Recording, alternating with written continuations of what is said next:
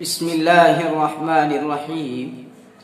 حضرت متکلم اسلام مولانا محمد الیاس گھمن حفظہ اللہ ورعا کا ہفتہ واری مضمون جو کہ واعظ و نصیحت کے عنوان سے آتا ہے، اس ہفتے کا ہمارا عنوان ہے ہلاک کرنے والی تین ہلاک کرنے والی چیزیں۔ ثلاث مہلکات۔ آئے ہم اس مختصر سے مضمون کی فہرست دیکھتے ہیں۔ خواہشات نفس کی خواہشات نفس کی اقسام قسمیں، خواہشات نفس سے دور رہنے کا حکم، خواہشات نفس اور دنیاوی امور، خواہشات نفس علم الہی کی روشنی میں تمام گناہوں کا سبب، عبادات میں سستی کا سبب، خواہش پرستوں سے دور رہیں، جنت کس کا ٹھکانہ ہے، خواہشات نفس کا علاج، حرص و طمع، چشم تنگ دنیا دار را، حرص کا علاج، خود پسندی، عام گناہ اور خود پسندی کا علاج۔ بسم اللہ الرحمن الرحیم۔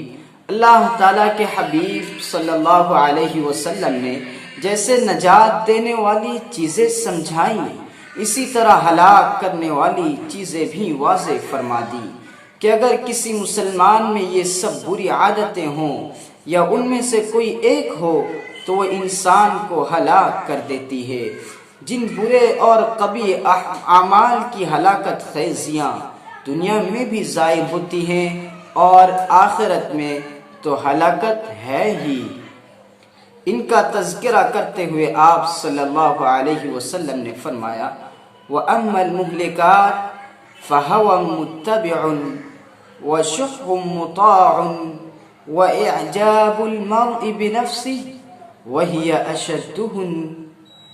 ہلاک کرنے والی چیزیں یہ ہیں خواہشات نفس کی پیروی، دل کی اندر کی اپنے من کی چاہت کی پیروی، لالچ و طمع کے پیچھے دوڑنا اور خود پسندی میں مبتلا ہونا۔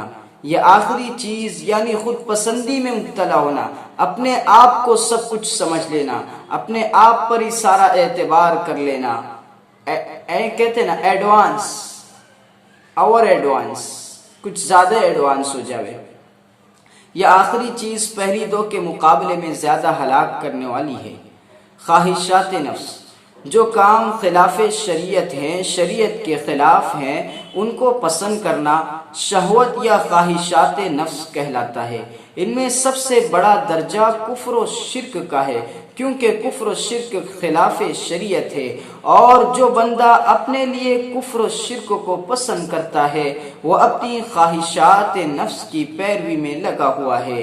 یہ وہ درجہ ہے جو انسان کو اسلام سے دور کر دیتا ہے، اور اس کا کم درجہ یہ ہے کہ بندہ شریعت کی کامل اتباع سے دور ہو جاتا ہے۔ خواہشات نفس کی اقسام۔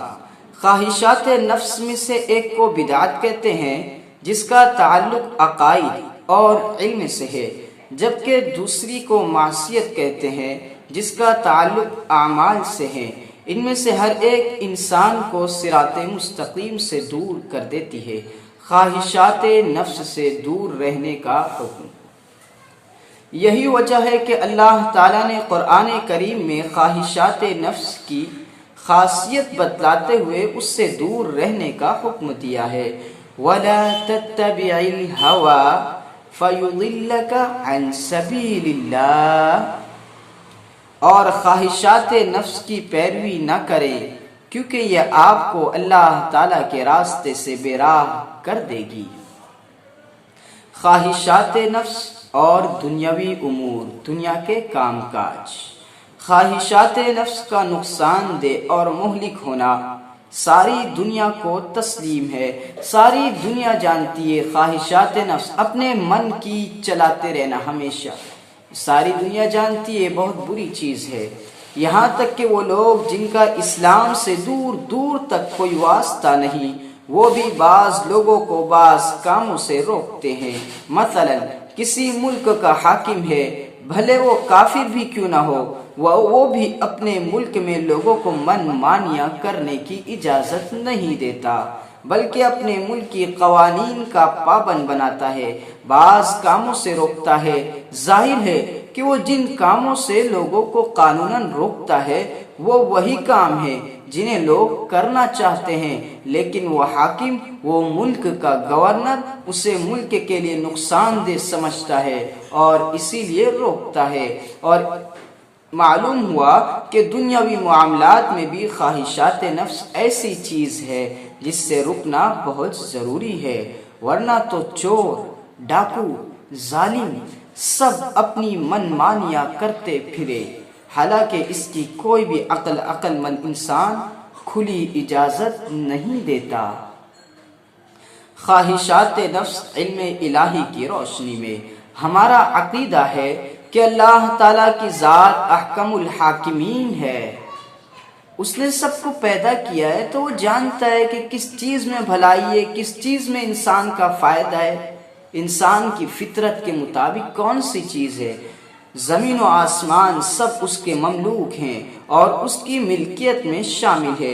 اس کائنات کا بھی اس ذات نے ایک نظام بنایا ہے، اس کے علم میں ہے کہ فلاں چیز لوگوں کے عقائد و اعمال کے لیے اور نظام سلطنت کے لیے دنیا میں امن و امان قائم کرنے کے حساب سے نقصان دہ ہے، اس لیے اس ذات نے ان سے دور رہنے کا حکم دے دیا۔ اب جو شخص اللہ کے حکم پر اپنے نفس کی خواہشات کو ترجیح دیتا ہے، یعنی اللہ کے حکم کے مقابلے میں اپنی من مانی کرتا ہے، تو یقیناً یہ کام ہلاکت کرنے والا ہے، یہ کام اس کو ہلاکت میں ڈال دے گا۔ تمام گناہوں کا سبب، آئیے جانتے ہیں تمام گناہوں کا سبب کیا ہے۔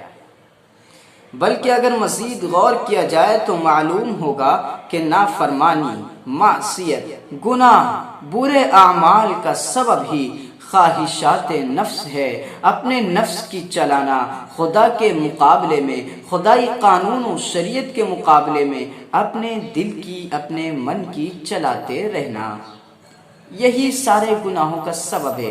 مثلا نماز کا وقت ہو گیا، اذان ہو چکی، لیکن ایک شخص اللہ کے حکم کے مقابلے میں اپنے نفس کی خواہشات میں لگا ہوا ہے، یا تو سوتا رہتا ہے، یا باتوں میں مصروف رہتا ہے، یا کاروبار میں لگا ہوا ہے، دوست و احباب کی محفل میں، موبائل دیکھنے میں، یا کسی کھیل کود وغیرہ میں مصروف رہتا ہے۔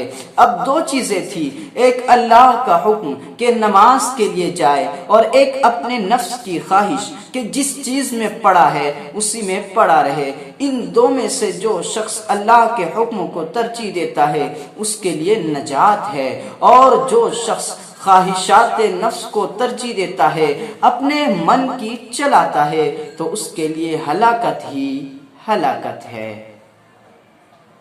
عبادات میں سستی کا سبب، عبادت میں سستی کا ریزن کیا ہوتا ہے؟ اسی طرح دیگر عبادات، روزہ، زکوٰۃ، حج، جہاد وغیرہ وغیرہ، ان کو ادا نہ کرنا یا ادا کرنے میں سستی کا مظاہرہ کرنا در حقیقت خواہشات نفس کی وجہ ہے۔ کسی عبادت کو بالکل چھوڑ دینا یا عبادت کے آداب کی رعایت رکھے بغیر بے توجہی سے ادا کرنا خواہشات نفس ہی کا نتیجہ ہوتا ہے۔ خواہش پرستوں سے دور رہیں۔ جی، اللہ تعالیٰ نے اپنے احکام، شریعت کے اتباع کو لازم قرار دیتے ہوئے خواہشات نفس سے روک دیا ہے، بلکہ ایسے لوگ جو خواہشات نفس کی پیروی کرتے ہیں ان کی پیروی سے بھی روک دیا ہے، ان لوگوں سے بھی دور رہنے کا حکم دیا ہے۔ ارشاد خداوندی ہے، ثم جعلناك على شریعة من الامر فاتبعها ولا تتبع اهواء الذین لا يعلمون۔ سمجھتے ہیں آپ؟ ہم نے آپ کو شریعت دی ہے، آپ اسی شریعت کی پیروی کیجئے اور ان جاہلوں کی خواہشات کی پیروی نہ کیجیے۔ یہ قرآن مقدس ہمیں سبق دے رہا ہے۔ ایمان کی حقیقت کیا ہے؟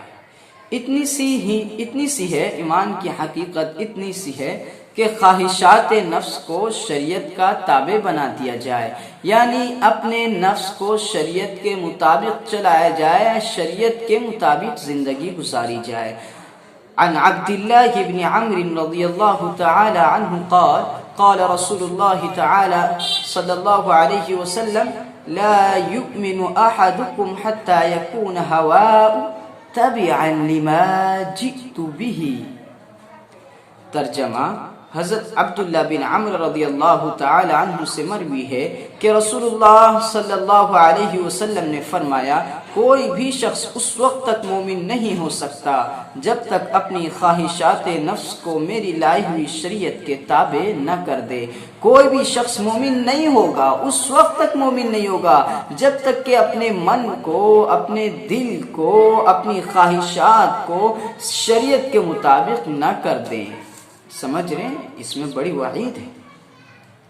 جنت کس کا ٹھکانہ ہے؟ جنت میں کون لوگ جائیں گے؟ سن لے اس لیے ہر معاملے میں انتہائی احتیاط سے کام لینے کی ضرورت ہے کہ کہیں وہ کام خلاف شریعت تو نہیں جو ہم کر رہے ہیں، جس کو بندہ کر رہا ہے۔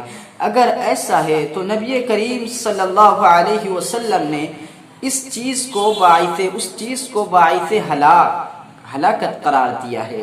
اور جو شخص خواہشات نفس پر مکمل قابو پا لیتا ہے، اپنی خواہشات پر مکمل قابو پا کر شریعت پر عمل کرتا ہے، اللہ کی ناراضگی اور عذاب سے ڈرتے ہوئے اپنی خواہش پر شریعت کے حکم کو ترجیح دیتا ہے، تو ایسے شخص کے لیے خالق دو جہاں کا فیصلہ ہے۔ کیا فیصلہ؟ سماعت کیجیے۔ وَأَمَّا مَنْ خَافَ مَقَامَ رَبِّهِ وَنَهَى النَّفْسَ عَنِ الْهَوَىٰ فَإِنَّ الْجَنَّةَ هِيَ الْمَأْوَىٰ۔ جو شخص اپنے رب کی بارگاہ میں پیش ہونے سے ڈرتا ہے اور اپنے آپ کو خواہشات نفس سے روک لیتا ہے، تو یقیناً اس کا جنت ہی ٹھکانہ ہے، وہ جنت میں جائے گا۔ خواہشات نفس کا علاج۔ یہ تصور دل میں پختہ کریں کہ میں نفس کی خواہشات کا بندہ نہیں ہوں۔ خواہشات نفس کا علاج کیسے کریں؟ شریعت کے مطابق اپنے من کو، اپنی خواہشات کو کیسے ڈھالیں؟ تو یہ دل میں تصور کریں، پختہ ارادہ کریں کہ میں نفس کی خواہشات کا بندہ نہیں ہوں بلکہ اللہ تعالیٰ کا بندہ ہوں، اس لیے مجھے اپنے رب کے احکام پر عمل کرنا ہوگا کہ اسی میں میری نجات ہے، اور مجھے نفس کی تمام ناجائز خواہشات سے رکنا ہوگا کیونکہ اس میں میری ہلاکت ہے۔ ہمیں اپنی ہلاکت و بربادی سے ڈرنا چاہیے اور کامیابی کے راستے کی طرف بڑھنا چاہیے۔ حرص و طمع، لالچ، انسان کی 24 گھنٹے کی ایک ہی فکر ہو کہ میرا مال کس طرح بڑھ سکتا ہے، اسے حرص کہتے ہیں کہ ہمیشہ بس مال کی سوچتا رہے اور ہر وقت اسی میں ہی مگن رہے، اسے حرص و طمع کہتے ہیں۔ اگر انسان حقوق اللہ اور حقوق العباد کی ادائیگی کے بعد جائز طریقے سے مال کمانے کی تگ و دو کرتا ہے تو یہ شریعت میں قابل مذمت نہیں۔ ہاں، حقوق اللہ اور حقوق العباد کو ادا کرتے ہوئے انسان کسب معاش، مال کمانے کی کوشش کرتا ہے تو یہ بہت ہی درست ہے۔ تمام آرزویں پوری نہیں ہوتی، یہ بہت اہم بات ہے۔ آج ہم یہ سمجھتے ہیں کہ ہماری ہر خواہش، ہماری ہر آرزو پوری ہو جائے۔ ہم کہتے ہیں ہماری زندگی تو ہم ہر چیز کا انجوائے کریں گے، ہر خواہش پوری کرنا چاہیں گے۔ ایسا نہیں، ہم خدا تھوڑی ہے، خدا کی ہر بات پوری ہوتی ہے۔ تو یہی قرآن مقدس کہتا ہے سوالی انداز میں، ام للانسان ما تمنا، بھلا انسان کی ہر آرزو پوری ہو سکتی ہے؟ نہیں، جواب ہے ہر انسان کی ہر آرزو پوری نہیں ہو سکتی۔ اس طرح کے سوال آیت کریمہ میں جو سوالیہ انداز ہے، اس طرح کے سوال کا جواب نفی کی صورت میں ہوتا ہے، یعنی کبھی بھی ہر آرزو انسان کی پوری نہیں ہو سکتی۔ چشم تنگ دنیا دار را عن عطاء قال سمعت ابن عباس رضی اللہ تعالی عنہما يقول سمعت النبي صلی اللہ علیہ وسلم يقول لو كان لابن آدم واديان من ماء لابتغى ثالثا ولا يملأ جوف ابن آدم إلا التراب۔ یہ نبی علیہ السلام نے بہت ہی اہم جو حکمت تھیوری بتلائی ہے۔ حضرت عطا تابعی رحمہ اللہ سے مروی ہے کہ میں نے عبداللہ بن عباس رضی اللہ تعالی عنہما کو رسول اللہ صلی اللہ علیہ وسلم کا یہ فرمان سناتے ہوئے سنا، اگر کسی انسان کے پاس مال و دولت کی دو وادیاں ہوں تو وہ مال و دولت کی تیسری وادی کا بھی طلبگار ہوگا، اور ابن آدم کا پیٹ قبر کی مٹی ہی بھر سکتی ہے، یعنی وہ اور چاہے گا چاہے جتنا بھی زیادہ اس کے پاس ہو جائے، لیکن وہ مزید حل من مزید۔ عن انس رضی اللہ تعالی عنہ قال قال رسول اللہ صلی اللہ علیہ وسلم يهرم ابن آدم وتشب منه اثنتان الحرص على المال والحرص على العمر۔ حضرت انس رضی اللہ تعالی عنہ سے روایت ہے کہ رسول اللہ صلی اللہ علیہ وسلم نے فرمایا، انسان خود بوڑھا ہو جاتا ہے، انسان تو بوڑھا ہو جاتا ہے، لیکن انسان کی دو چیزیں جو جوان رہتی ہے، انسان کی دو چیزیں جوان ہی رہتی ہے۔ پہلی چیز مال کو مزید بڑھانے کی حرص و لالچ، اور دوسری زیادہ عرصہ جینے کی حرص، زیادہ عمر جینے کی لالچ۔ حرص کا علاج، لالچ کا علاج کیسے کریں؟